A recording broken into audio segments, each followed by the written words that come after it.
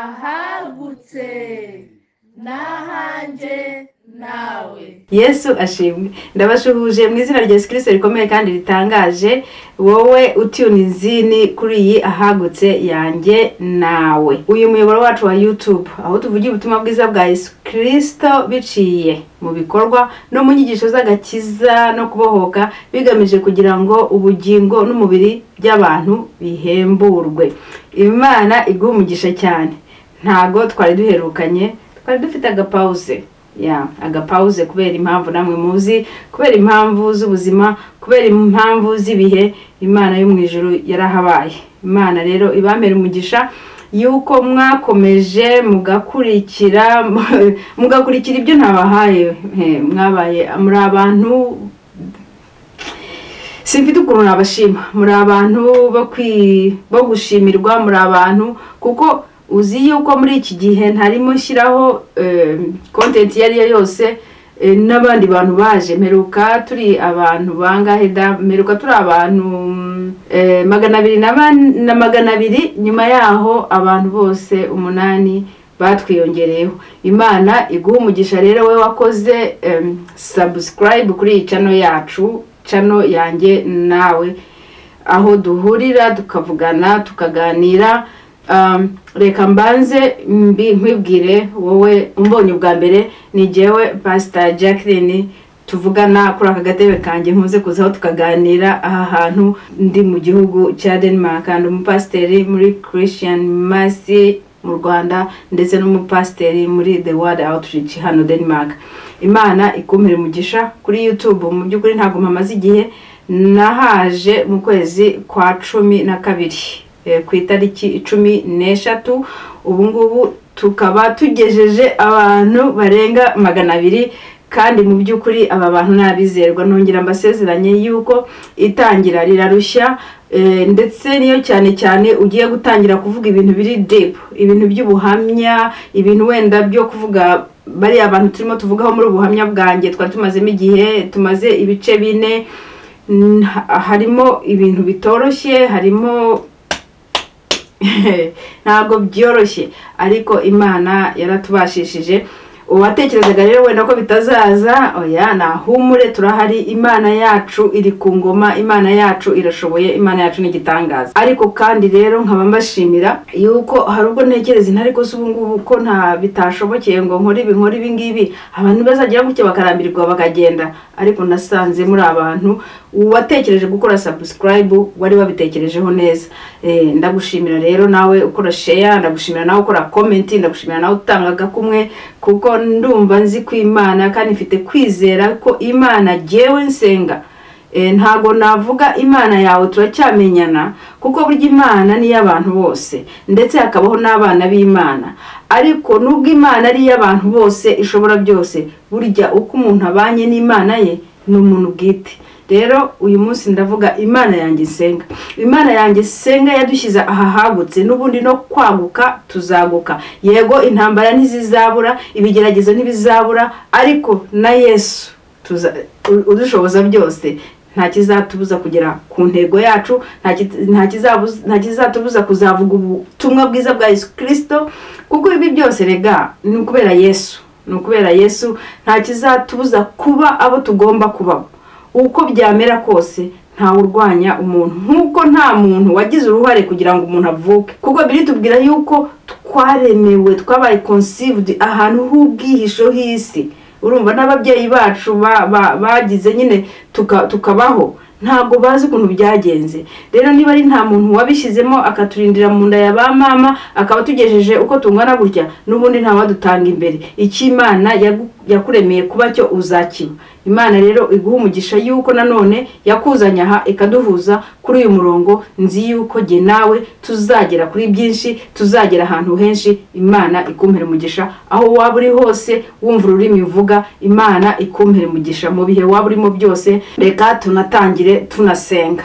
Mana Data wera, mu izina rya Yesu Kristo rikomeye kandi ritangaje, twongeye kuguhimbaza ku munsi nk'uyu, ko wongeye kudushoboza kwicara muri aka gatebe, kuganira n'ubwoko bwawe, kuganira n'abana bawe, kuganira n'abantu bawe. Uwiteka Mwami Imana ishobora byose, iyaza kuba atari wowe tuba twarashizeho, iyaza kuba atari wowe tuba twararimbutse, iyaza kuba atari wowe umwanzi wacu aba yarabonye ibyo dushakaho.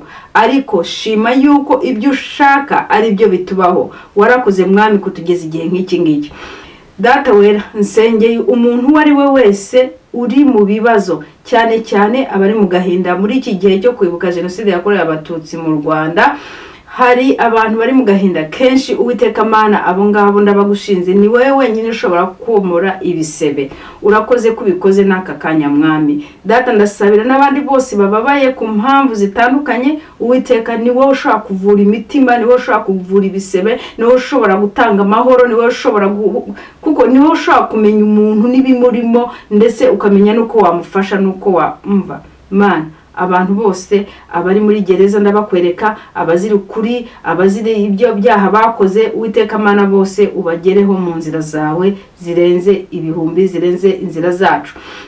Ndakwereka gitari cy'amahanga n'abantu bose bari mu ngendo. Uwiteka Mana, ugendane nabo, abagendera mu mazi, abagendera mu kirere, abagendera ku muhanda y'ubutaka. Uwiteka mwami, bose ubarinde. Ndakwereka ababyeyi bari kwa muganga barimo kubyara muri aka kanya. Uwiteka Mana, ubarinda n'abana babo, ababuze amafaranga yo kwishyura kwa muganga, abafite indwara zidakira, abo bose ndabakwereka mwami. Umuntu uzagera ahangaha Data, umuntu uzareba iki kiganiro, Uwiteka Mana azahasange imbaraga zawe kugira ngo amenye yuko Mana uri Imana ihoraho kandi natwe ari wowe waduhamagaye.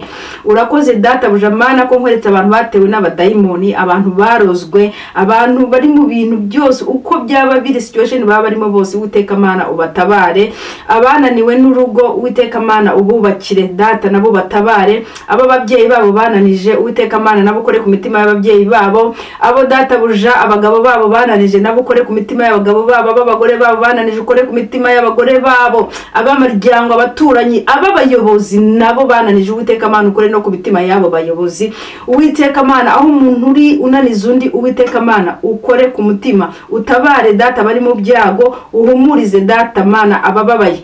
Mana ndakwingiza ugaburire abashonje, utabara bari mu ntambara. Mana ndasengera buri muntu wese mu kibazo cyarimo Data ko wamugeraho Data buja, kuko arakuririra. Hari n'utakuzi ariko Mana yakumenyera no muri iki kibazo mwami Imana ishobora byose. Ndasengera buri muntu wese uri ku isi y'abazima, Uwiteka cyane cyane abera bawe, abo mu itorero ryawe Data, udukomeze muri iki gihe cy'ibihe bya nyuma, muri iki gihe cyo umwanzi arimo akorera ku mugaragaro. Uwiteka uduhe imbaraga za Mwuka wawe wera, uzadusohoze urugendo amahoro. Ntituzabe nka babandi bapfuye batageze i Kanani, bapfuye batageze i Yerusalemu. Uwiteka mwami, natwe tuzabashe kwambuka. Uturinde rero Data ibigeragezo n'ibisa nabyo turakwinginze, ndetse n'iyicano yahagutse nongeye kwishira mu maboko yawe, twongeye kwishira mu maboko yawe Data wacu. Abantu bose bahagurukiye kuturwanya aho bari hose, Uwiteka mwami, abari hafi na kure, Uwiteka wihesha icyubahiro kuri aba bantu, abakomeye n'aboroshye, abavuga ikinyarwanda n'abavuga izindi ndimi, abari hafi yacu, abari muri iki gihugu, abari mu bihugu duturanye, abari mu gihugu cyacu cy'u Rwanda, abose abagaragara n'abatagaragara bahagurutse kuturwanya. Uwiteka Mana nawe urwane nabo, abadukiranye ukirane nabo, abaduhagurukiye bahagurukire mu izina rya Yesu Kristo rikomeye kandi ritangaje. Kuko waratubwiye ngo ahari baterana baduteraniyeho, ariko si wowe uzaba ubateranije. Abazaterana rero bateraniye kugira ngo baturwanye ntibazadushobora, kuko bazagwa ku bwacu mu izina rya Yesu Kristo rikomeye. Iryo ni ijambo ryawe kandi rirasohoye. Haleluya. Ngo bazacura intwaro zo kuturwanya. Ntabwo wigeze uvuga ko intwaro zo kuturwanya zitazacurwa, zizacurwa ndetse zizanaturasa. Ariko Uwiteka Imana yacu uri hano kudutabara. Intwaro zose zacuriwe kuturwanya ntabwo zizadushobora. Intwaro z'amagambo ntabwo zizadushobora, intwaro z'ubugambanyi ntabwo zizadushobora, intwaro z'amavideo n'amaudio n'inyandiko n'ama-email n'ama-SMS ntabwo rizadushobora mu izina rya Yesu. Intwaro z'amarozi, intwaro z'abashika n'abashikisha, izo ntwaro zose nta nimwe izadushobora, kuko uri kumwe natwe kudutabara. Urakoze kuwo ari umurage wacu twebwe abakwizera, twebwe abaja n'abagaragu bawe. Habwa icyubahiro rero no muri iki kiganiro, habwa icyubahiro n'aka kanya n'iteka ryose, kuko urakwiriye. Ni wowe nyir'ububasha, nyir'ubutware, nyir'ubushobozi bwose. ishimwe n'icyubahiro n'ikuzo n'ibyawe nanone n'ibihe byose. Amen. Haleluya. Nongeye rero kubasuhuza aho muri mwese, nukuri ndabishimiye, Imana ibaha umugisha kandi ndabakunda. Mwarakoze kunsengera, ababashije kunsengera, Imana ibaha umugisha. Nanjye ndabasengera buri muntu wese uri ahangaha kuri uru rubuga, ndetse n'uzaza ndamusengera kugira ngo azabone Imana nyakuri kandi azahabwe ubugingo buhoraho. Kuko muri iyi si turabashyitsi, muri iyi si turimo ducamo tugenda, muri iyi si turasaza, muri iyi si ni gatebe gatoki. Ariko nubwo twaca muri iyo gatebe gatoki, siko bayita, nayo ni siporo, tuvamo dukomeye. Haleluya. Imana yo mu ijuru nihabwe icyubahiro, aho muri hose mu mpera Imana yacu icyubahiro, kuko irakomeye, iratangaje. Haleluya. Ubuheruka rero nari ndimo mbabwira ubuhamya bwanjye bw'ukuntu nagiye muri Kenya gushaka Yesu nkahura na Satani. Ibyo nabibabwiye muri video zigeze kuri enye, iyi ngiyi igiye kuba iya gatanu. Mumbabarire noneho ndaza kubyihutisha bishoboka, Imana ibimfashemo, Mwuka Wera abimfashemo. Haleluya. Ndagira ngo mbabwire ikintu kimwe, si ukuvuga ko iyi audio ntari nayikoze ikurikira. Mu by'ukuri nari nayikoze na Pasika itarinjiramo neza, nari namaze gukora iyi audio, ariko mpura n'ibibazo byatumye, murabyumva namwe, simba shaka guha icyubahiro imbaraga z'umwijima, mpura n'ibibazo byatumye audio ntayisohora, byaranze pe. Ariko nanone Imana ishimwe yo mu ijuru, kuko yari yabinyeretse. Ndwana nabyo biranga, ndangije mbiha pause. Ubwo mbabwira impamvu mbiha pause, ndavuga ngo reka mbe mbyihoreye bibanze bicemo, ariko ishimwe ko yari yabinyeretse. Haleluya. Uwiteka Imana yari yabinyeretse, hanyuma nza kubisobanukirwa bitangiye, bihora bityo biranga, ariko iyi yo iracamo. Haleluya. Iyi yo muzayibona. Haleluya. Kandi murayibona uyu munsi, burajya kwiri iyo muyibonye. Haleluya. Uyu munsi nayifatiyeho, ntabwo bizongera gutwara igihe kingana gutya, kuko Imana nanone yashyizeho inzira, yaguye amarembo. Haleluya. Yesu ndagushima kujya uturwanirira mu bihe bikomeye. Haleluya. Imana yacu nihabwe icyubahiro rwose. Haleluya. Ndaje kandi ndaje. Haleluya. Ndaje tuganire, tugiye kugera mu gihe cyiza cyo gutangira no kuganira ijambo ry'Imana. Ariko nanone n'ubu buhamya nabwo ni ngombwa, kuko ngo we shall overcome, n'ubuhamya bwa byose Kristo yakoze, kandi n'ubuhamya bwacu bwite n'ijambo. Ibi tuvuga bisohoka mu kanwa kacu ni ibintu bifite imbaraga cyane. Rero ni byiza yuko tubivuga, kuko hari icyo byahindura uteze amatwi ukabyumva neza. Haleluya. Ndashima Imana rero ikubeshejeho nanjye mbeshejeho. Reka dusubire muri uyu buhamya twarimo. Niba ushaka gukurikira uri mushya hano, icyo nakubwira, ndasubira muri aya magambo narimvuze ngo bandangiye kujya muri Kenya, yuko hari umugabo ufite Imana. Nanjye ndebye amavideyo yiwe, inyigisho ziwe, imbaraga zari ziri muri uwo muntu zirankurura, bituma njya muri Kenya bidateganyijwe kandi nihuta, ariko mpurirayo n'ibigeragezo, ndetse ntabibonaga kuko hari byari bimpishwe mu maso yanjye, ntabasha kubona ibintu neza. Nubwo Mwuka Wera yashoboraga kunyigisha akanyereka uko ibintu bimeze, ariko sinabasha kubisobanukirwa. Maze kugira rero mu bigeragezo n'ibintambara, nibwo namenye ibyo nari ndimo ko bitari ibintu by'Imana. Nubwo nari mbizi muri conscience yanjye, muri gihe nari mbizi, ariko bimaze kuba neza mara kubisobanukirwa neza. Rero ntago nabijyamo byose, kuko video uriya urumva mbabwiye ko arenye yari ya gatanu. Niba ushaka rero kumva uko byatangiye, ukuntu nagiye Sweden, ukuntu nagiye Kenya n'ibyahabereye, uraza kubisubira muri ayo audio yose urebe. Ndagira ngo ntangirire rero ahangaha, maze kugaruka noneho inahangaha, ntangiye gutegura igiterane cya wa mugabo kuza. Uwo nta wundi ni Dr. David Owol, akita mightiest prophet of God. Ufite abantu benshi, ariko iyo mvuga abantu benshi ndavuga amamiliyoni bamukurikira. Kandi pe ndagira ngo mbabwire ngo icyo gihe nyine ntabwo ari yagera kuri uru rwego, ariko iki gihe, muri iki gihe cya none ahangaha, nge mbona mbivuze mu magambo yanjye bwite ko hari ikibazo gihari. Urumva hari ikibazo gihari nyine, hari ikibazo gihari, kuko umuntu ushobora kwivuga ati ngewe ninjye mfite urufunguzo rujyana abantu mu ijuru, ntakujyanye nawe ni wajyayo. ngo afite urufunguzo rw'urupfu n'ubugingo rujyana abantu mu ijuru, kandi akavuga yuko Imana bwite imwita mutware, my lord. Akavuga ngo intama y'Imana yamuryamye ku birenge, akavuga ngo arimo babirabera ahantu henshi hashatse icyarimwe. Ubashobora kuba ari muri Kenya ubundi akaba ari ahandi. Ibyo nabyo birashoboka muri astro projecting, mu barozi nabyo birashoboka, ariko nanone kandi ntabwo ari ibintu by'Imana. Rero ibyo ngibyo byose ntabyo gihe arakibirimo. Icyo gihe yigishaga inyigisho nziza cyane zo kubohoka, zo kwihana, zo kwera, z'ubwaka, niko umuntu yabyita. Kera abari abaporoso barabaza abantu bitabaka. Ntarakomeza imbere ndagira ngo mbereke mbabwire yuko mujye buri muntu wese unyumva abyumve neza. Burya ibintu byose tureba ahangaha kuri umuyoboro, nubwo nanjye ndimo mbivuga, ntabwo byose ari ibyera. Niyo mpamvu dukwiriye gusenga muri iki gihe cya none ahangaha, tugahabwa umwuka wo kurondora imyuka, tukamenya ngo umwuka uri muri iriya muntu ni mwuka ki. Kubera yuko nanjye mbabwiye yuko ibyo narebye byankuruye, harimo imbaraga zinkuru zidasanzwe. Ukuntu nagiyeyo ntabwo byari ibintu byoroshye, kandi koko nagombaga kujyayo, imbaraga zari zaramfashe. Ni ukuvuga rero ngo nuzareba ibintu birimo mwuka wera uzafashwa n'uwo mwuka wera, ariko nuzareba ibintu by'abantu bakorera umwanzi, niyo myuka nawe izagufata. Niyo mpamvu ugomba gusuzuma ibyo ugiye kureba, ukamenya abo ugiye kureba, ugasenga Imana ukavuga ariko Mana ibi ngiye kureba nibyo. Nawe utuneze hano kuri iyi ahagutse mvuga ngo ni yanjye nawe, ugomba kumenya uti se uyu muntu koko arimo umwuka w'Imana. Ugomba no kubanza kubaza Imana yawe, ukumva ibyo mvuga ko ari aho bigufasha, ukumva yuko uhamanya na wowe muri wowe nta gushidikanya yuko wenda ibyo ntaba mvuga ari ukuri.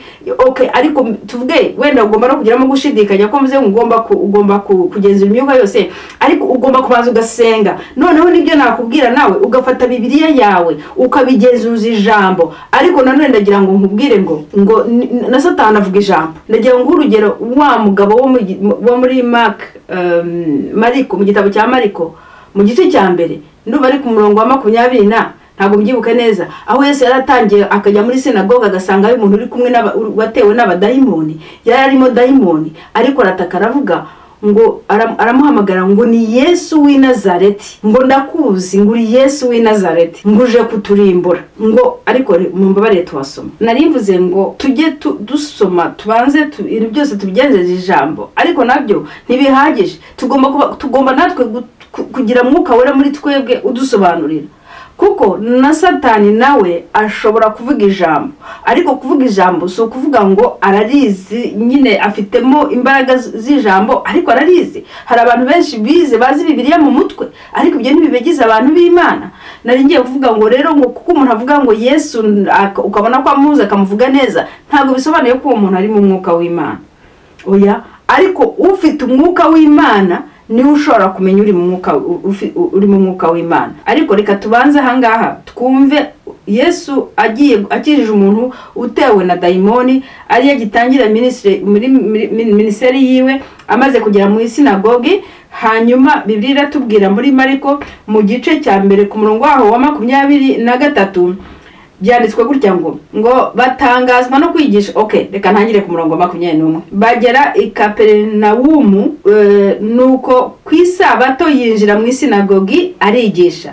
Batangazwa no kwigishwa kwe, kuko yabigishaga nk'ufite ubutware, ntase n'abanditsi. Urumva hari abanditsi baraho bigisha Bibiliya ariko badafite ubutware. Ni ukuvuga ngo ijambo ry'Imana bigisha ntago riba ririmo mwuka wera uriherekeza kugira ngo rugire icyo bikora mu bantu, kugira ngo rigukore ku mutima, kugira ngo rigire icyo ruguhinduramo, kugira ngo indwara zikire, kugira ngo abadayimoni bahunge, kugira ngo iri jambo rero hari abantu benshi bafata iyi Bibiliya, hari abantu bazi gusoma, hari abantu bazi ubwenge bw'isi, bagafata iyi Bibiliya bakayikubwira neza, bagashyira mu ngero zifatika z'ubuzima busanzwe, ukabyumva neza, ukumva biragufashije kuko biraprayinga nawe uko ubyumva muri logique zawe, ukumva bifite logique muri ibyo bintu.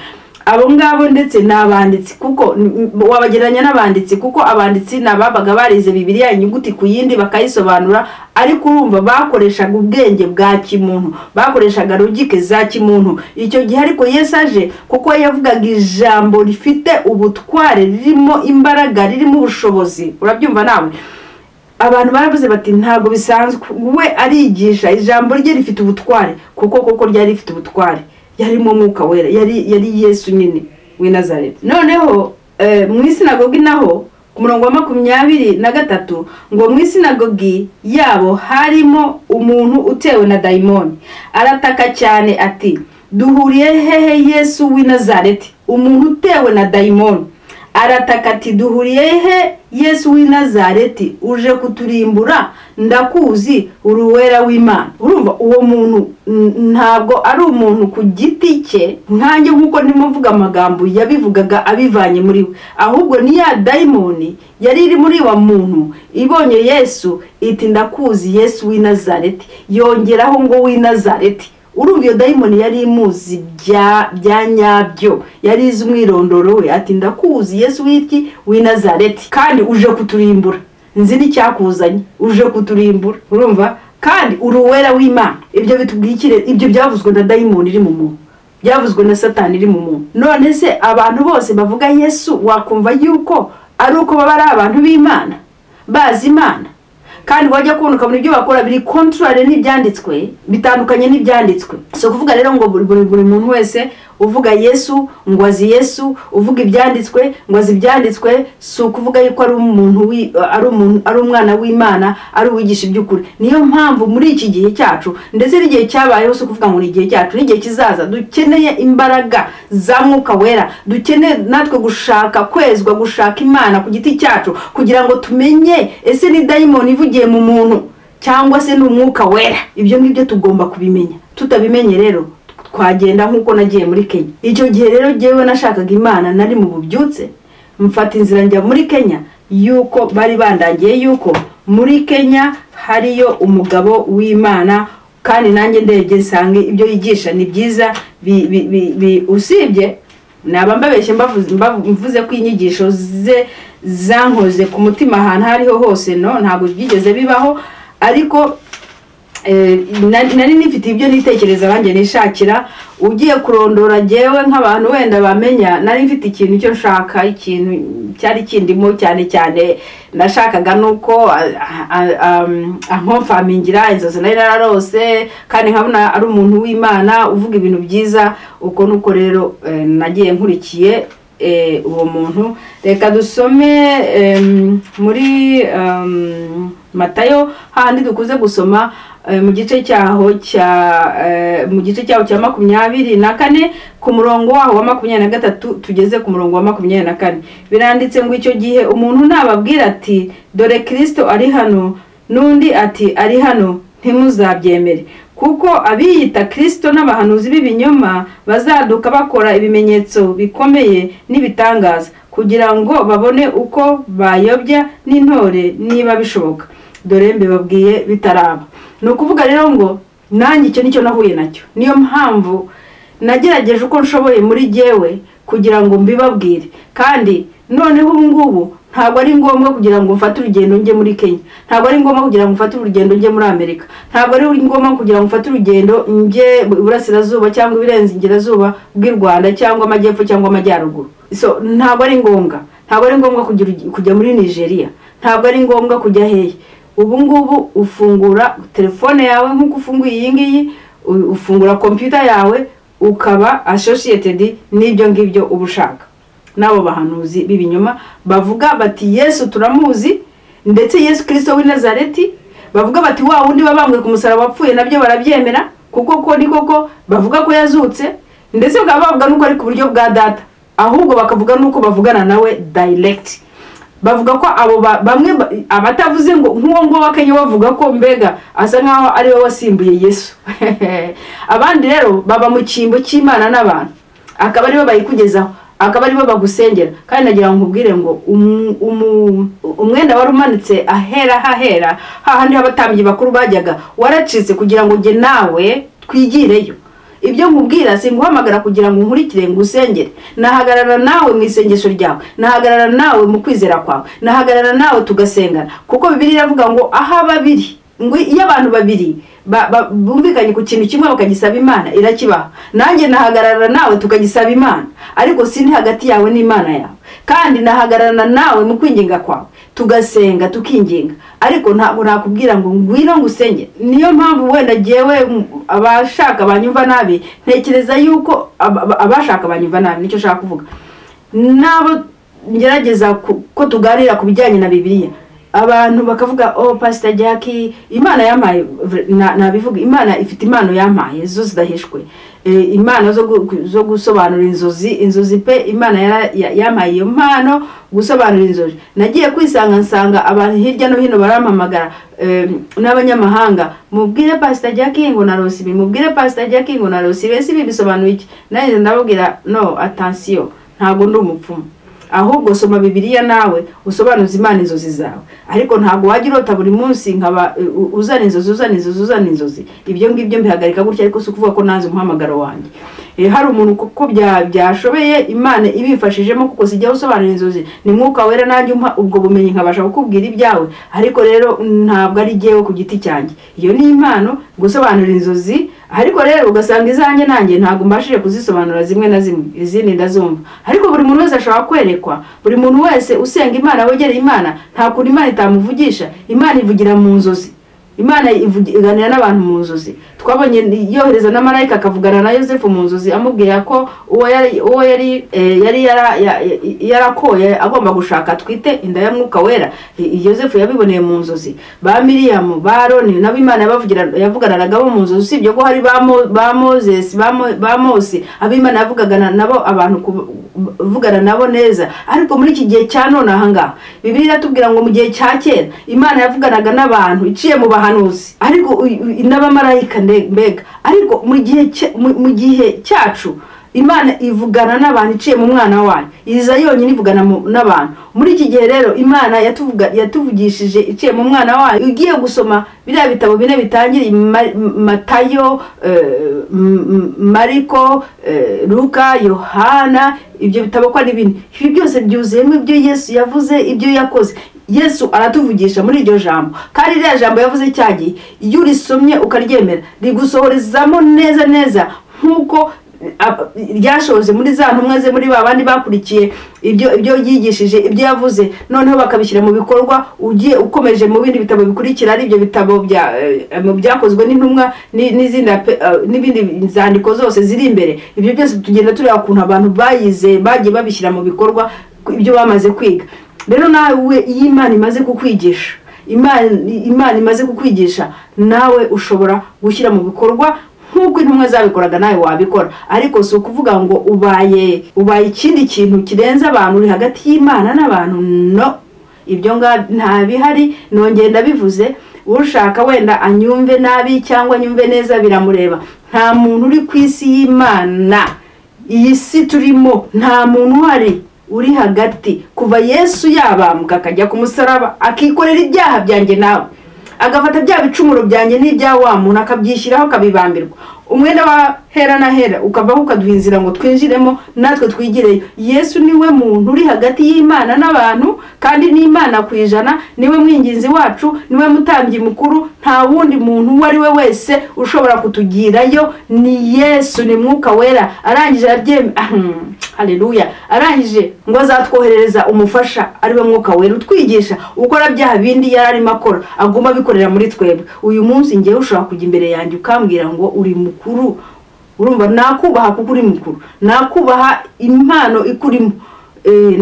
Ushobora kuba uri na mutoya, ariko impano yawe Imana yaguhaye nkayubaha. Ariko izo mpano zose zikoraniriza hamwe kubaka umubiri wa Kristo. Rero ntabwo ushobora kuza kumbwira agiye ngo uri mukuru, ngo ni wowe kamara, ngo ni wowe uri hagati. Nta muntu uri hagati y'Imana n'abantu usibye Umwami Yesu na Mwuka Wera ukorera mu bantu. Uko yankoreramo niko nawe yagukoreramo, kandi impano yawe iyo ufite ntabwo uri tiyange. Ushaka kubuzi kwigisha cyane, ushaka kubusengera abantu bagakira, nanjye nkinginga abantu bagakira, cyangwa se wenda nkakora n'ibikorwa by'Imana.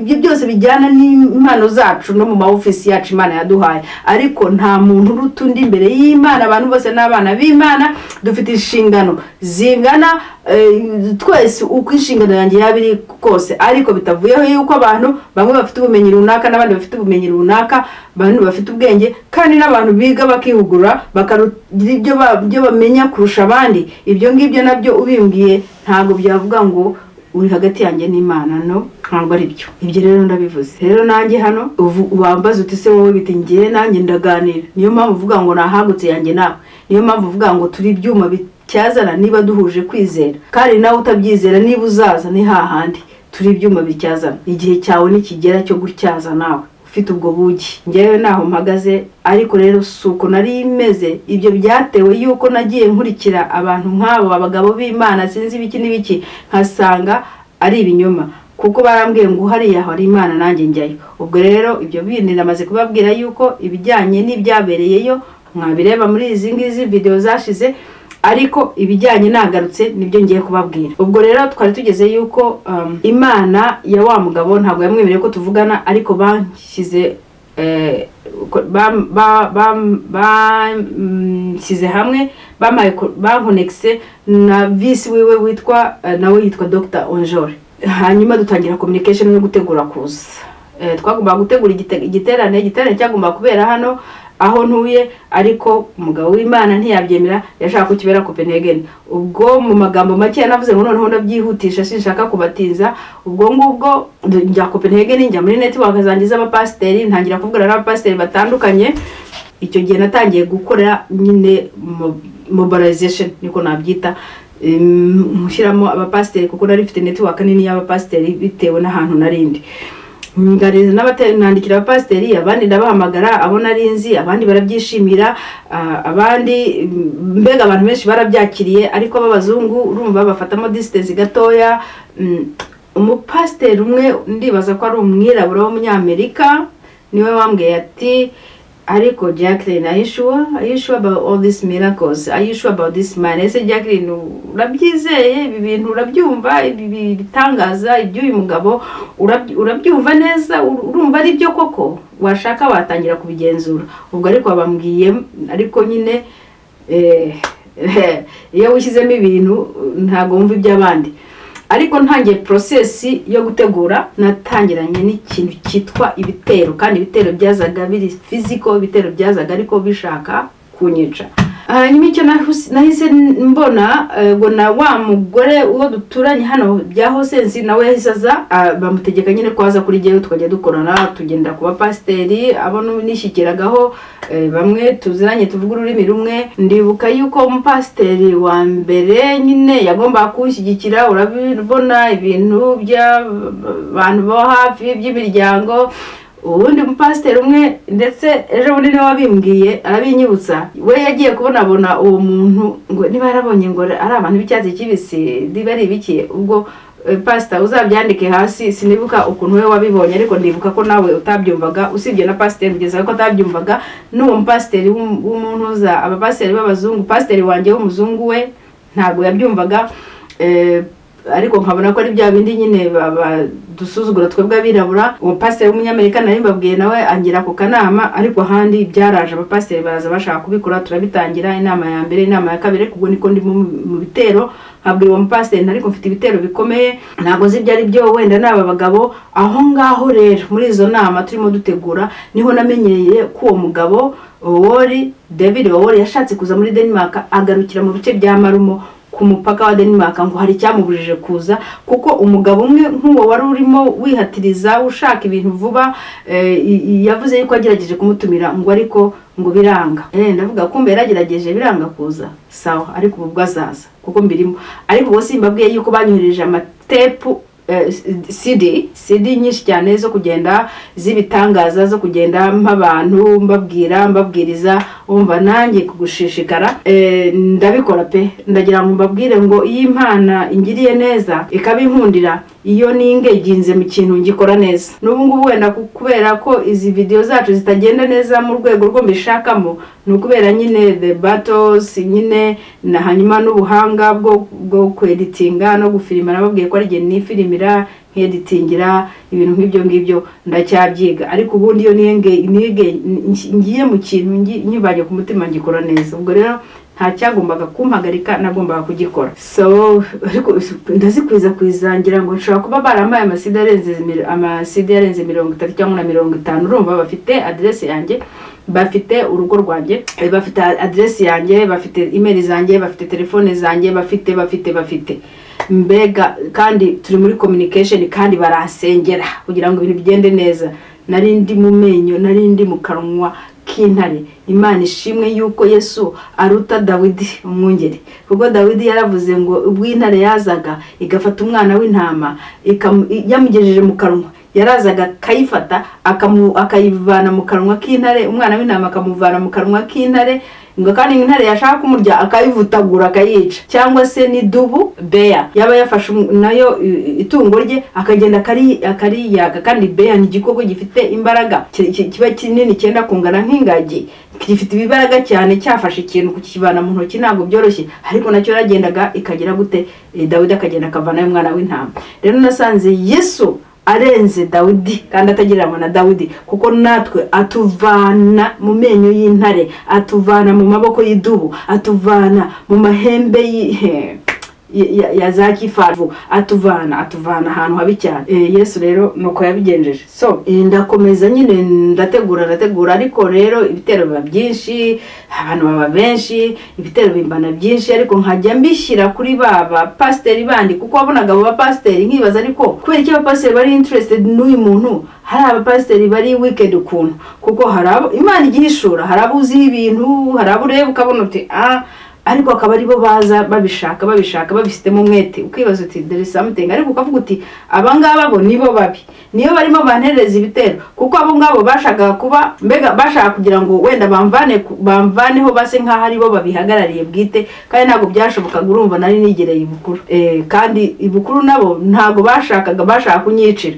nkagira ngo rero nibo nkavana ibyo nkavuga nti ariko bano bantu nabaruzi barimo baranterera ibitero gutyo na gutyo.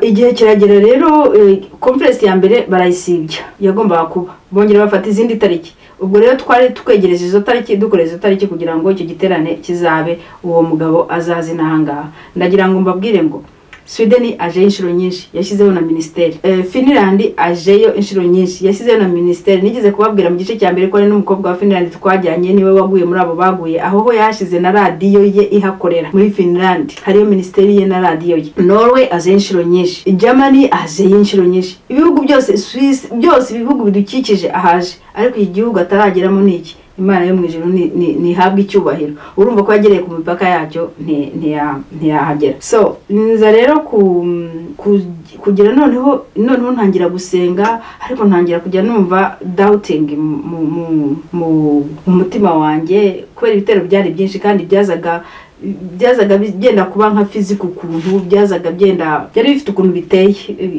Hari ibitero, hari udutero, hari n'ibitero, hari n'urutero cyangwa igitero, byari bitero n'urutero n'igitero. Nkumva ntazi ko bimeze, ariko ijoro rimwe ngira icyo gitero. Urumva nabaga nirambise, so kuvuga ngo ugeze ku buriri buryamye. Hariho abantu iyo tubivuga gutya mushobora kugira ngo turabeshya cyangwa se turakabye cyangwa se ntibibaho, ariko nawe uvuga ngo ntibibaho, nawe uzigerageze. Ushobora kuba waryamye ute hano, wajya kujya kubyuka ugasanga ukarara uri Burayi, wenda nturahagera, umuntu ujya ahantu wahoze, ukarara uri mu cyari wanyu, ukarara wagiye ahantu runaka, buri wagiye ngo warose wagiyeyo ngo wakabije inzozi. No, isi tubona yacu igaragara, ibintu byose bigakora bikagaragara bireba, nibyo koko, ariko n'isi y'umwuka ahari ibintu bitambaye umubiri n'amaraso, ko bibiri tubwira ko nabo dukirana n'abatari abambaye umubiri n'amaraso, nabyo biri physical. Keretse Imana ikuvanyeho gutya amaso ikaguhumurika kwereka, nibwo ubasha kubireba. Reka nkwereka urugero ni Elisha n'umugaragu we Gehazi, bari ku musozi, Abasiriya baje kubatera. Yuko Elisha yajyaga abwira umwami waho, akababwira imitego y'Abasiriya babaga bamuteze. Noneho umwami w'Abasiriya ageze avuga ati hano dufitemo abagambanyi, dufitemo bamaneko, batariko yabaza kumubwira bati none nta baturimo rwose babagambanya, ahubwo ni wa mugabo w'Imana ajya abwira umwami uko byagenze. Noneho barangije baza kumutera igihugu cyose, abajenerali babo baza kumutera, baje kumutera. Umukozi we yari afite ubwo babonye ingabo z'igihugu zose zije kubatera, ariko ngo arasenga, Imana ihumura amaso umugaragu we, ngo agiye kureba asanga babagose ni benshi bararutana babandi baje kubatera. Haleluya. Ngo asanga bararutana babandi baje kubatera, ngo kandi bo bari no ku magare yaka umuriro. Haleluya. Imana imuhumuye amaso. Ndagira ngo nkubwire ngo wowe wirirwa uturwanya, wowe wirirwa uduhiga mu bifatika no mu bidafatika, wowe udutera mu gitero cyose ugabanya, abari kumwe natwe bararuta ingabo zawe, n'ukuri no kuneshwa uzaneshwa mu izina rya Yesu. Kandi namwe muduhiga ni muhume. Abo bageze kuri Elisha saba Imana barahuma ntibababona, arinda barongora abageza i Samariya mu murwa. Ariko Imana ishimwe yuko natwe tujya tubasengera amasengesho abica, kuko ubundi ibyo mutwicisha tubasengera namwe mwapfa, ibyo mututongeraho tubababwiye ngo basubireho byabagiraho ingaruka. Ariko tubasengera ngo Imana ibahume mwo kutubona. Niyo mugira ngo mwatubonye niba mwatubonye, no mugira ngo mwaciyemo niba mwaciyemo, ahubwo mwarahumye. Ariko tubasengera ngo mukizwe, kandi turabazi, tubaza amazina, tuzi n'ibyo mukora kuko turabibona, Imana yacu irabitwereka. Ariko mwitonde, kuko noneho ntabwo muzakomeza mutyo. Hari igihe muzaprovoka umuntu avuga ati gisubiraho cyavuye, kandi icyiza ntabwo kizagusiga amahoro. Ese nimujye mubona umuntu akaroga abandi bajya kubona ukabona be batangiye gupfa, batangiye gushira, birakugarukira, burya birakugarukira. Ariko twebwe turabasengera ngo byo kubagarukira, turabasengera ngo Imana ibakize. Ariko muhume burundu mwo kutubona, kugeza igihe muzamenyera umwami n'umukiza, mugakizwa ramwe mukava muri ubwo buriganya bwanyu, muri ayo magambo yanyu, muri ibyo binyoma byanyu, muri uko kubeshya kwanyu, muri uko kurogesha kwanyu. Amagambo araroga muri ubwo bugurupu bwanyu, mushize abantu mu magurupu, muteranya abantu, muca hirya no hino. Imana aho muri hose, intabe waba wicayemo iyo ariyo yose, ariko iyo ntebe wicayemo yaba ari ngufi nk'iye yanjye, yaba ari ndende igizaho nk'iyo yawe, ndagira ngo nkubwire ngo ibyo by'ukora, Bibiliya irambwira ngo ibyo ubiba nibyo uzasarura. Ubuse ntuzabisarura ngo ukugereyemo abandi nawe ni kuzagererwamo. Imana yo mwijuru kubabarira, ariko mwumve mwabaruzi, muhume mu izina rya Yesu. Ntimuzongere no kumbona, ntimuzongere no kubona abanje n'ibyanjye. Umva, Imana yo mwijuru ihabwa icyubahiro yuko mudashobora kutubona. Ariko rero turabasengera mukizwe, turabasengera mukizwe, mumenye ko umva hari Imana. Wowe iyo ugiye hariya ukarema igurupu y'abantu, ugatereza umuntu abandi, ukabeshyera umuntu, ukaremera umuntu, ndavuga kumuremera ibinyoma, ukamuteranya, ukamukeka, ukamurwanya, hanyuma ukagira ngo uwo muntu abikirage. Ntabe yavuga ati ndababara hano. Ntabwo uri hejuru y'Imana. Ibyo ukoresha aho waba uri hose, uko waba witwa wose, iranka waba ufite, ititire waba ufite, ibyo utaba ufite, waba uri mu Rwanda, waba uri mu mahanga, waba uri hejuru, waba uri mu kirere, waba uri mu mazi, ndagira ngo nkubwire ibi byo naciyemo birampagije. Amagambo yonyine araruga, ururimi rubi ruraruga. Kwatura amagambo mabi nibwo burozi bubi. Amagambo Bibiliya iratubwira ngo aha ku rurimi rwacu dufiteho imbaraga z'urupfu n'ubugingo.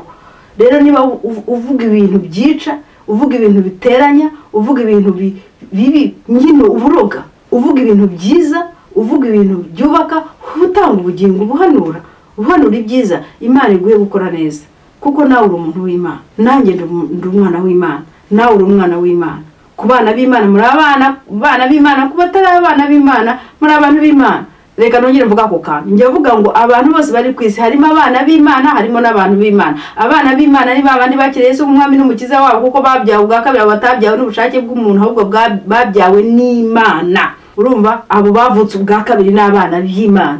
Ariko abo utaravutse ubwa kabiri uri umuntu w'Imana, kandi Imana iragukunda nk'ikunda abana bayo. Ariko urashaka kuza mu muryango wayo, kwakira Yesu umwami n'umukiza, kandi ukitondera ibyo Yesu yavuze. Imana rero iguha umugisha, wowe unyumva neza. Ako kari gaciwe. Abantu barangwanyije rero. Ngiye kuryama, nkigera ku buriri, noneho cyagiye ushaka nko gutekereza, ntunarushya utekerezamo gakeya, no bigira gutya bikaza ngo pum. Hanyuma njya kwisanga mbona nzengurutswe, uruziga rw'abantu ruranzengurutse, ariko usanga ari ba bantu bahariya, mbona ari babagore baho, mbona ari babagabo baho, mbona ari ya myambaro yaho, bibera ahantu baranzenguruka. Noneho barimo basenga nk'umuntu usengera umuntu. Urabizi nk'uko abantu bajya basengera abantu babagose babasengera gutya nyine. Ngiye noneho amasengesho basengaga yaranyica. Ntabwo numvaga amagambo bavugaga nk'ibintu nk'indimi, ariko byari byo kunyica. Maze nkubwire numva napfuye, numva kuvuga nta birimo, numva ngiye guturika, numva mbega ni nko kuvuga, ni nk'umuntu uhaga baro ashyiramo umwuka, cyangwa barira turika, numva naturitse, numva napfuye. Ngeze ndavuga ni rero uku niko abantu bapfa. Ndashwanyutse, numvaga giyewe bazajya kumpamba ndi ikintu cyaturitse, cyashwanyaguritse, cya cya explodings ariko mbyuka ngiye kuba exploded niba narabyutse ko numvaga ngiye nasinziriye by the way ariko mbyutse mbyuka numva mbabaye ndavuga none se ko narinzi ko bari abantu baba pasiteri batari abana beza badakijijwe bari bita abapasiteri atari bo ko nabonaga nagira ngo nibo bashaka kunyica none kuki aba bantu mbona ari bo bashaka kunyica ariko ukuntu navuye aho hantu mvuga ngo ngiye gupfa hagati yanjye haje umwenda wera nk'ishuka ryera rigira gutya riranzenguruka noneho bintanya nabo uko niko nabyutse mbamvuyeyo buryo ni umuntu washyizeho ishuka ntanya nabo ndangije ndibaza nyine mbisubiremo ubwo ngubwo erega urumva ni ibintu bimaze igihe kubisubiramo kubivuga ntabwo biba byoroshye nuko kiba ugira gutyo ukumva hari icyo wibagiwe kuko njye simba nshaka gufata ibintu byose ngo nandike point mbashaka kubivuga nk'uko bizije nyine nk'ibyumwe kubiza nk'uko mbyibutse akaba ariko mbivuga ibyo ngibyo bituma nyine numva mbivuga nk'uko biri ibyo nibutse nkabivuga ubundi akaba nandika point ngo byagenze gutya ariko ntabwo ariko nshaka kuvuga kuko turaganira nk'abantu nuko nshaka kubivuga nuko rero ndavuga ndi kubera iki bari banyishe kubera iki uyu mwenda numva ijwi rimbwiye ko Imana ari inkijije kandi irambwira ngo uyu muntu ntabwo ari umukozi w'Imana uyu munsi nibwo mbere yuko atari umukozi w'Imana kuko uyu munsi avuga ngo yiyita yegereranya ko ari Yesu nta n'isoni afite ariko cyagiye ntabwo ariko yabivugaga uwe nubwo bamwitaga my lord nanjye barambwira ngo nzamugeraho nzamwite my lord Imana ishimwe nta nubwo nagomba birabyo ntabwo nabikora ntabwo nabikora byose ntabwo nabikora pe so numva ijwi rimbwira umva ijwi ryambwiye sinakubwira ko ari ijwi ryamvugiyemo sinakubwira ko ari ijwi ryavugiye hanze y'amatwi yanjye igikora niko ryambwiye riti uriya muntu ni umurozi ahubwo itandukanye nawe wihuta ubivemo ndavuga ko buriya koko niwe bashaka kunyica nyine ubwo nahise fata iyo myanzuro nca connection yose nabo ntabwo nigeze nkominika nabo ntabwo nigeze mvugana nabo na wa umuturanyi wanjye uba mu mujyi wa Hosensi niba kiriho sinigeze mvugana nawe cyoze nabwiye abapasiteri bo twari twegeranye dukominika niba nabwiye ntibivuyemo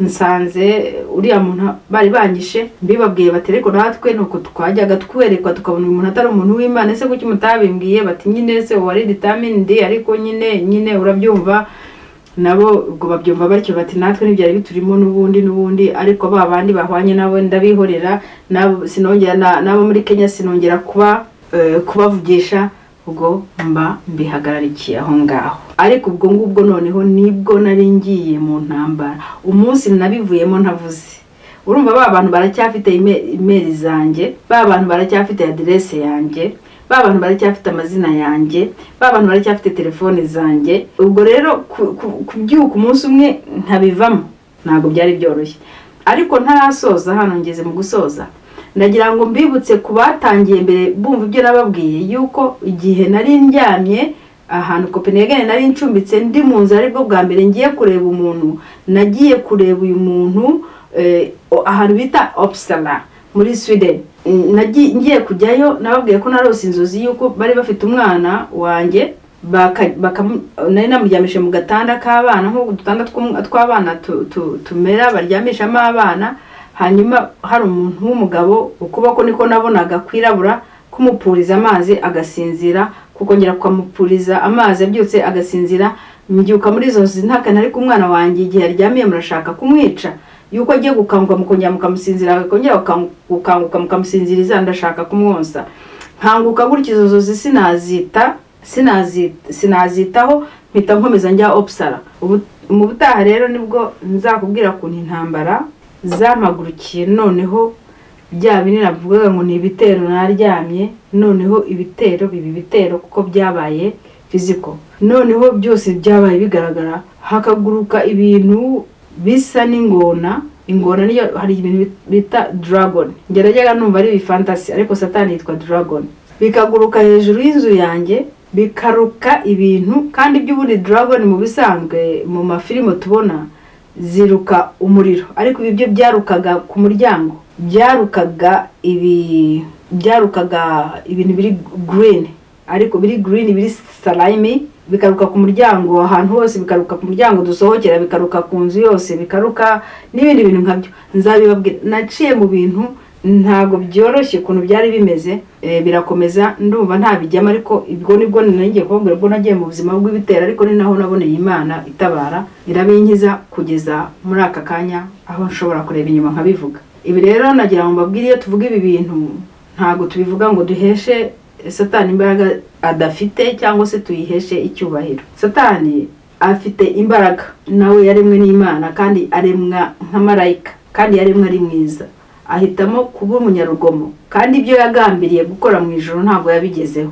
Ariko kuba yararekuwe akajugunywa hano mu isi, akaba afite limited time, limited power, kuko twumvishije hariya dusomye harya muri Mariko mu gice cya mbere ku murongo waho, dutangiye ku murongo wa 21, tugasoma harya twumva uriya mudayimoni yaravuze ngo turakuzira Yesu w'Inazareti nguje kuturimbura. Ariko mbere yaho wibuke yuko Yesu igihe umwuka wera yamutwaraga mu butayu, ibyo babisoma muri Luka mu gice cya 4, ubwo amaze kubatizwa, hanyuma ngo umwuka wera akamutwara mu butayu kujya kugeragezwa na Satani. Imugeragereza ku mubiri we mu gusonza, imugerageza ku cyubahiro no ku butware. Urumva imubwira iti ngaho manuka hano, nayo ikamubwira iti biranditswe, na Satani ikamukoreshaho ijambo ry'Imana. Urumva Yesu ntacyo yavuze, ntabwo yavuze ngo kuko yaramubwiye ngo niba yari umwana w'Imana nahindure ibuye mu mugata rye, niba ari umwana w'Imana imukize ku gasengero ngo namanuke ngo yikubite hasi, ngo abamarayika baramutangira yo gusitara ku ibuye. Ngo niba ari umwana w'Imana, Satani igira no kuba yamutwara imushyira ahantu, imwereka ubwami bw'isi, ati ibi byose bwose n'ubwanye mbihabo, ubwami bw'isi n'ibirimo byose, izi glore zabyo n'ibyanjye mbihabo nshaka. Yesu ntabwo yize amuhakanya. Satani birivuga ngo n'umwami w'ikirere, n'umwami w'abezi, nuko afite imbaraga. Ariko Yesu we imbaraga yari afite buriya byaramugeragezaga gusa, ariko mu by'ukuri uvuga ngo Satani arushije imbaraga Imana, kandi Imana yari yaremye Satani, ntago byavamo. Kandi umudayimoni nyuma yaho Yesu atangiye umurimo, dayimoni aravuga ati ndakuzura uwera w'Imana uje kuturimbura. Aho yagiraga abadayimoni baratakaga basuje kuturimbura. Hariya muri Matayo 28:18 aravuga ati ubushobozi n'ubutware ari mu ijuru no mu isi no hasi yawe narabuhaye, mugende muvuge ubutumwa bwiza. Rero nta kintu Satani yagukoraho Imana itamuretse, nta kintu Satani yakora Imana itayemereye, nta cyo yagukuraho Imana itabyemereye. Ariko nanone niba uyisavinga ukora ibyayo, urumva nyine ubona nawe wayihaye. Ariko utakambiye Imana iragutabara ikakuvanayo. Imana, buri muntu wese ugarukiye Imana iramutabara. No kuvuga rero ngo Satani afite imbaraga ariko zitatu z'Imana. Ariko iyo duhisemo gukurikira Satani, nyine tusarira ibyo kwa Satani. Iyo duhisemo kwanga Satani tugakurikira iby'Imana, dusarira ibyo mu ijuru, n'Imana yacu ikaturwanirira. Niyo mpamvu rero iyo tuvuga ibi bintu ntago duhesha imbaraga bari abakozi ba Satani, kuko ibintu bakora nta nubwo ari ibintu bifatika. Nababwiye ko ibyo bitangaza byose narabyitegereje, nabuzemo na kimwe. Kandi ibyo bitero bangabyeyo n'ubakingabaho ntago ndapfa, nta n'uwanjye urapfa, ahubwo Imana iragenda idukiza, idufasha muri byose. Kandi nziko n'ibitarakorwa byose bizakorwa, ariko nziko n'ubundi bya bitero nabyo bikiza. Noneho ubu ngubu aho natangira ibi ngibi noneho byariyongeye, ariko nzi yuko ibyo byose kuko nabonye Imana aho yamvanye, ibya none ntago nabitinya. Rero ntago duhesha umwanzi si kumushyira hejuru, no, kuko yaramanuwe. Ahubwo no kuvuga imbaraga ziruta izindi mbaraga, imbaraga za Yesu Kristo, imbaraga ziri mu ijambo ry'Imana, imbaraga ziri muri Yesu Kristo, imbaraga za Mwuka Wera, imbaraga ziri mu kwizera, imbaraga ziri mu gukora ibyo Yesu ashaka, mu kwambara intwaro zose z'Imana, mu kwambara ingofero, mu kwambara icyuba gikingiye agatuza, mu gutwara inkota y'ijambo ry'Imana, mu gutwara umukandara aryo umushumi aryo Bibiliya yose, mu gukiranuka icyuma gitingiye agatuza by'agakiza bya salvation ariyo ngofero twambaye. Ndumva bisa nkaho mbivanze. Gutwara intwara zose z'umwami, ubutumwa bwiza n'ibirimo turimo dukora, inkweto z'ubutumwa bwiza. Murumva kwizera ariyo ngabo idukingira imyambi y'umwanzi Satani aturasa. Urumva Satani ararasa imyambi, ariko uko yo twizeye Imana, kwizera kwacu kuradukingira ya myambi kaza igahinduka ubusa. Niyo mpamvu uvuga ngo intwaro zaducuriye kuturwanya ntago zizadushobora. Rero mu mbabarire dukomeze ijambo ry'Imana, kuko Yesu Kristo ari hafi kuza. ndababwiza ukuri yuko mugiye kureba Bibiliya iratubwira ngo igihe Yesu azazira kizaba kimeze nk'igihe cya Sodoma na Gomora, kizaba kigeze nk'igihe cya Nowa, abantu birara bakora ibyo bashaka, aho Imana ireba ikavuga iti ndababaye ko naremye umuntu. Ariko ubu ngubu gahenge dufite na amaraso Yesu Kristo yamenetse, ariko igihe Yesu Kristo azagarukira nawe birakomeye kandi ari hafi kuza. Ibimenyetso byose bigaragaza yuko Yesu agomba kugaruka biri hano biraza. Ibintu byose byaberaga aha ngaha i Burayi tubona ari ibintu bitangaje, ari ibintu bitagomba kubaho, iwacu birahari gutya. Noneho abacu bo barabijyamo neza batazi n'ibyo barimo, bagira ngo ni amajyambere. So isi turimo rero imeze nk'iya Sodoma na Gomora, ibimenyetso byose byo kuza k'umwami birahari. Rero reka duhungishe amagara yacu, duhungishe ubugingo bwacu, kuko iby'isi ni iby'isi dushaka, duharanira ibyubahiro, duharanira kumenyekana, duharanira amafaranga, duharanira abantu barapfa n'abayakoreye bakayasiga, abandi bagasigara bayarya. Naratangaye cyane, Imana igitwereka ibintu. Ejo bundi ku itariki 16 na 17 wenda sinabwo bwa mbere imvura y'urubura iramanuka ikubita Dubai, amazi arabarengera. Imvura igwa mu butayu ku buryo na systeme y'imyanda iva muri toilette byose birazamuka, bitwikira ya swimming pool yose ya Dubai. Cya kibuga abashofe indege zibirahoze iki, ba bantu biyubakiye umurwa uhenze, swimming pool umuntu wese ushaka kugenda, n'abanyabura bashaka kuruka barajya Dubai mu bushyuhe, mu Dubai mu swimming pool, mu Dubai muri luxury y'amafaranga yaho n'amazu yaho n'ibintu byaho. Ariko umunsi umwe Imana ihamagara imvura mu butayu bwabo, kuko Dubai n'umugiri mu butayu. Imvura igwa mu butayu izamura imisarane yose ijya hejuru, abantu bayidumbamo nk'abidumba mu mazi. Iminzi zose zizura umwanda wabo, amazi arabarengera, kandi bafite ubwenge, bubatse ibyo bintu. Hari ibintu rero bibaho Imana, ibi bintu byose tubona byo kwisi ni byiza.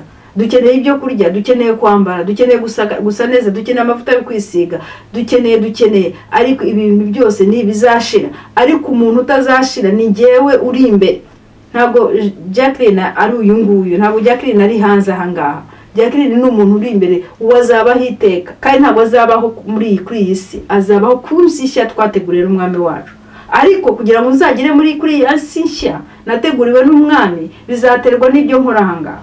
Buri munsi ndibaza, buri munsi ngira n'ubwoba, nkavuga ngo se Mana, ubu koko nazagera mu ijuru ukazambwira bya bindi ngo genda sinakumenye, kuko mvuga ijambo ry'Imana, kuko nigisha urubyiruko, abasore Bibiliya, ko nigisha abantu Bibiliya, kuko mva ko nkora imirimo myiza, mfite imirimo myiza nkora.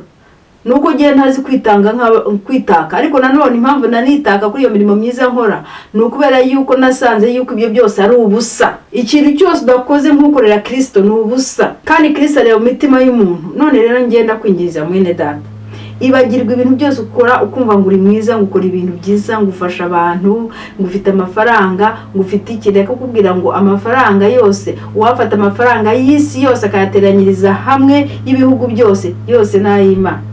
Uwafata ingabo zose z'ibihugu byose byo kwisi akaziteranyiriza hamwe n'abaperezida babo, ntabwo izo mbaraga zose zabasha gutera ijuru ngo bikunde. Ndetse n'uwafata za ngabo z'isi n'abaperezida babo bose n'abatware bo bose bakabishyira hamwe, bakongeraho n'ingabo za Satani n'abadayimoni ngo bitere ijuru, ntabwo byakunda, kuko abo bose baremwe n'Imana. Abo bose Imana. Rero ikintu gihari ni umutima wawe, urumva, ni ugutinya Imana ukayizaho, ariko atari ugutinya gusa, kuko iyo Imana ikomeye gutyo ni Imana y'urukundo. Imana ikunda abantu, ni data, ni urukundo, yarakunze iratanga. Niyo mpamvu urukundo rw'Imana nk'uyu munsi muri bihe byaza wakwiye kurugarukira, kuko n'ubundi urukundo rw'abantu rwaracogwe. Uyu munsi ntushaka kwizera 100% ko umwana wawe agukunda 100% nk'umubyeyi we. Ndavuga abana batangiye guca ubwenge, atari ukubera ibyo ubasha kumuha n'ibyo ubasha kumugizaho. Uyu munsi ntabwo ushobora no kwizera ko umugabo wawe agukunda, kuko ejo akurenzaho abandi, urumva, cyangwa wenda bitewe nawe n'ibyo umuha ejo, ariko akakurenzaho abandi. Uyu munsi ntabwo ushobora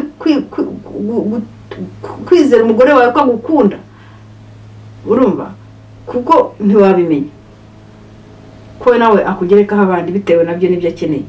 Rero hano ariko umugore wamenye Kristo, wakunze Yesu Kristo n'umutima we wose n'imbaraga ze zose, uwo mugore ntashobo akunda umugabo we, nkuko Bibiliya bivuga kanaganduka. Umugabo nawe wamenye Yesu Kristo nk'umwami n'umukiza we, agakora ibyo Kristo ashaka, nawe ntashobora guhemukira umugore we, ahubwo amukunda nko Kristo yamukunze, niko Bibiliya bivuga. N'abana nuko bubaha ababyeyi babo.